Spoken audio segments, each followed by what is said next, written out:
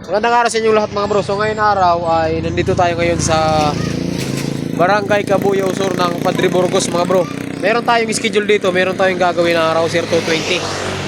Ang problema, wala tayong signal. Hindi natin makakontak si bro. Pero sabi niya malapit lang daw siya dito sa dito sa may barangay hall. Nandito kami sa barangay hall. Ayan mga bro, abangan nyo mamaya yung gagawin natin. At syempre kung bago ka pa lang dito sa ating channel, huwag nyo kalimutan mag-subscribe para po lagi kayong updated tuwing mag-upload po tayo ng mga panibagong tutorials.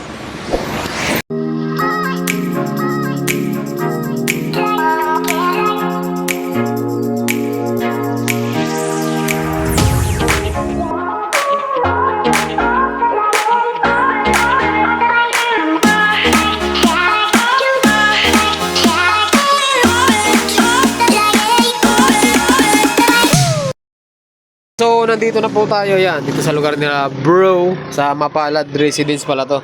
Ito mga bro yung Rouser 220. Yan o. 3 years po itong naka-stock.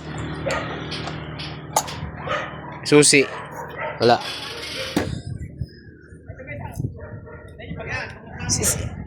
Yung kausap ko po yung anak mo po yun. Nasaan nyo ngayon? Nasa Laguna. Ah, nasa Laguna rin. Santa Rosa. Santa Rosa pala. Nakausap yun.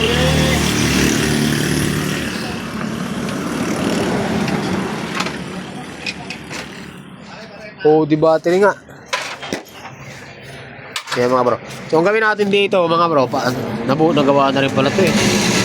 Yan o, yung mga gasket na kulay pula, mga ibig sabihin, nagawa na yan. Pag ganyan. So, pandarin muna natin to. Check natin kung ano yung may mga tama. Saan po kayo nagpagawa nito, bro? Sa Juba, sa Lucena. Lucena pa. Kasi may mga gasket na rin. No? Ay, binaka niya yun, nakita niya yun. In-overhaul na ba to? Oo. As in, baba makina talaga? Binaba.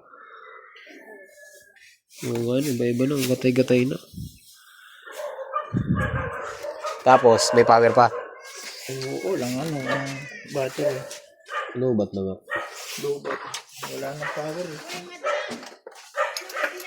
Oo, ano? Zero. Dido na. 3 years kasi. Maganda pa naman pala ang itsura mga bro. Ang problema, 3 years na yung battery bago pero lubat na po ito mga bro pagka ganito. So, linisan natin yung car, bunutin natin kasi masama na daw ang tunog nito. Bali, maingay na ito. Ayan, bagong gawa talaga siya. Oh. Bagong gawa siya. So, bubunutin natin to.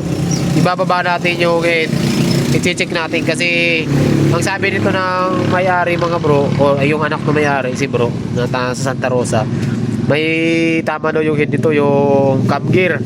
Kaya bubuksan natin, check natin kung ano yung problema.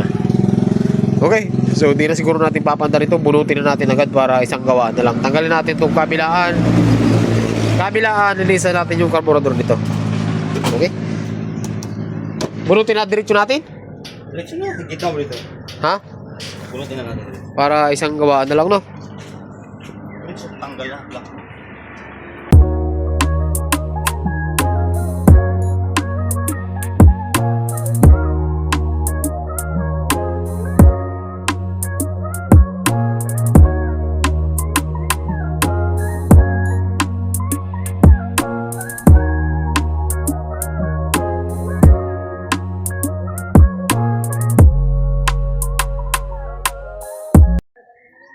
Ito na yun mga bro, yung Rouser 220. So hindi ko na napakita sa inyo kung paano natin kinalas. Meron naman tayong mga video tutorial sa YouTube no kung paano kalasin.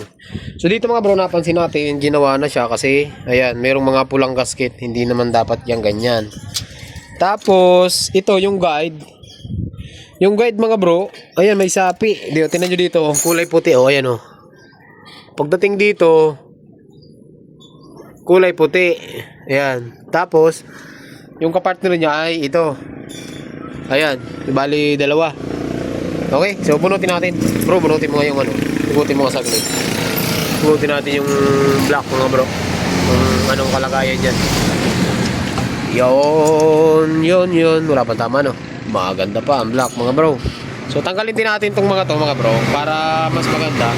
Tanggalin natin yung clutch, tanggalin natin itong centrifugal, tsaka yung scissor gear para malaman natin kung ano talaga yung naging problema nito, bakit pero mga bro, maganda sana kung napaandar natin kaso hindi nga umaandar, walang battery. So linisan muna natin ito mga bro. para magkaalaman. Connecting rod. Papay. Tama ba? Ilinisan na natin para ano. So, video eh. Tanggalin natin itong mga brong tatlong screw na to.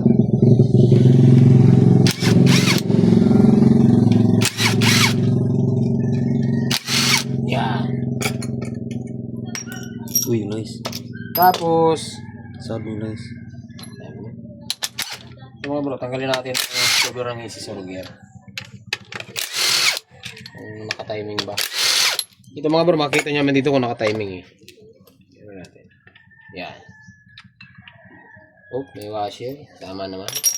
Tanggalin natin itong castle. Ito mga bro, normal yung paluwag nito. Yan. Tapos may washer yan. Yan. Tapos kabila. Ito pahigpit ang luwag. Hindi na siguro yan. Ayun o. May washer naman. Tama naman. May washer. Ito naman yung washer. Kaya sa loob kung mayroon. Mayroon naman. Oo naman. Parang yun. Walang lumagapak ano.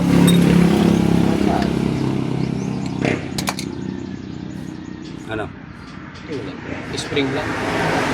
Malambot lang yung spring.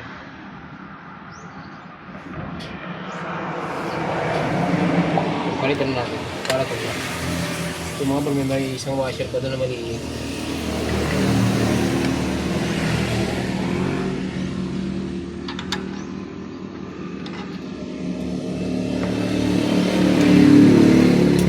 Ang tanong, ito yun. Ayun. Ayun yung sinasabi na napiwas. Ibig sabihin, bago tong timing chain. Tingin mo. Bago tong timing chain na to. Kaya nawasak. Kaya dihiliin niya yung sa gilid. Yan yung malagingay bro. Ha? Dihiliin sa gilid na. Yan, tinan mo, butas, halos mabutas na yung crankcase. Ito ano? Ito. Yan. Ibig sabihin, matagal lang may tama tong timing chain. Split na lang pinagawa. Ito. Malaki ng tabo. Ilang natunog? Oo. Bakit kaya nilagyan nila ng ganito? Hindi, para maging stopper. Eh, lawlaw na yan masyado. Ha? Lawlaw Hindi, para na. maging stopper. Hindi, wala na yung ano dito. Yung kapitan ng ano eh. Timing chain eh. Yung parang kawit. Ha? Yun ang sinasabi. Baliktad Ay, patay. kabit. Gets mo? Spring ng ano? Ay, yung spring ng kwan, kaya nadali. Bali ang kabit. Eh, yan mga bro, so update po tayo, no? Bali nakalas na natin. So meron tayong mga napansin ditong problema. Yung clutch, hindi ko napakita sa inyo, pero mali ang kabit nito mga bro. Kasi kung mapapansin nyo, merong clutch dito, lining, magkaiba yan oh. Malaki yung isa, maliit naman yung isa.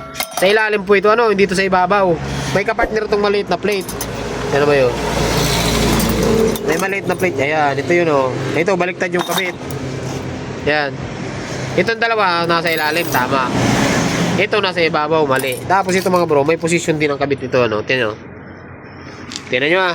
Hindi yan magkapantay, totally magkapantay. Pa-curve po yan. Pagka nagkamali kayo dyan, sablay din. Tapos, ito, valve spring, di pa natin kinakalas. Ayan o. Malabo lang mga bro. Ayan o. Tingnan nyo ano ang pagkakaiba or ano ang difference ng dalawang ito. Ito, mali. Ito, tama. Baguhin natin. Tapos dito mga bro, kinalas natin din sa ilalim. May problema pa dito. Anong ginawa nyo dito? Papunta ng ano yun, oh. San Andres, Pitugo. Ito yung ating magneto. Nandito yung ating stator. Mayroon tayo napansin dito mga bro. Dito mayroong washer ito or bushing na kulay. Minsan puti, minsan itim. Pero hindi po yan ano. Ito yung sa bearing to eh. Ayan yung sa bearing po yan. Maingay po talaga yan. So, patay. Yung gawin natin dito mga bro ay linisan muna natin lahat. Yung carburetor pati yung tangke. Tapos ibalik natin. Tingnan natin kung mapapaandar natin to or mapapatahimik natin. Sablay! Ngani! Agoy! Napakalupit! Ayan mga bro. Pagka ganyan, kung mas maigi sana, palitan nyo na yan. Kasi mga bro, nangingay. Ay! Malalakas ano? Kasong patakbo ah.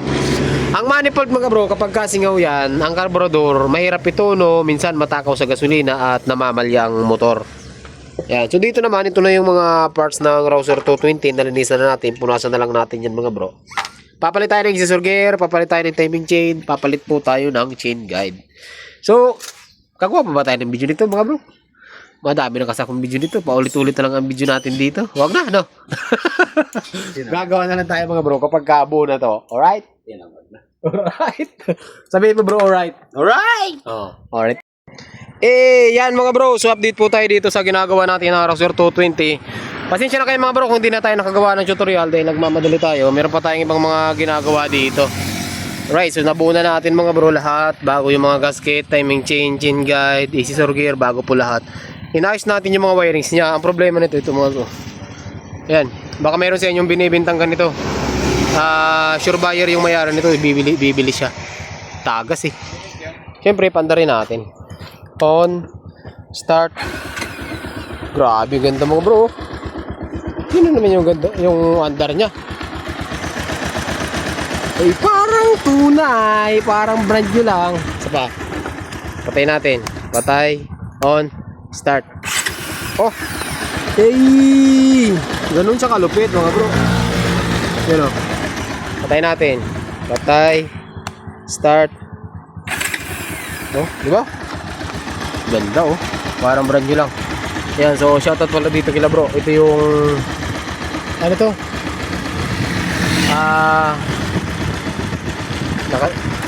Pinagpala ano, residence ba? Mabuhay residence ba? Nakalimutan ko. Ayan, bali 3 bahay dito. Ayan, magandang bahay, malalaki. Ayan. Functional din lahat dito mga bro na mga ilaw. Inayos na rin natin pati mga busina, pati yung itong ilaw na tong maliit.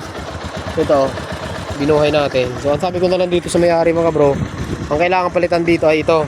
Pang extra rim na kasi nakalagay. Ayan. After 3 years mga bro, ngayon lang ulit ito mandar. Ayan, kasi na-stack ito ng 3 taon. Pinagawa ito sa Lucena. Problema, sobrang ingay nung bago gawin, ay nung pagkatapos gawin. Kaya ganito yung nangyari, na-stack na lang siya ng 3 taon. Ayan. Patay natin. On. Start. Grabe oh. Agresibo. Ganda na makina niya oh.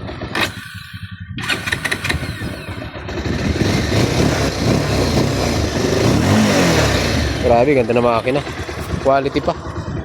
So, siguro mga bro, hanggang dito lang yung video natin at shout out kay bro, yung anak ni tatay. Yung kasing kausap natin dito mga bro, yung anak ni tatay. Shout out bro. Okay na po yung motor ng tatay mo. Bali, ang suggestion ko na lang dito, kailangan mapalitan ng shock. Ayan, kasi sira na. At saka, ito, lever lang. Tapos yung signal light bro na isa, wala na. Sabi ng tatay mo, kaya niya na itong gawin. Alright, so nga dito lang yung video natin. Magandang araw sa inyong lahat at Rice Plagi.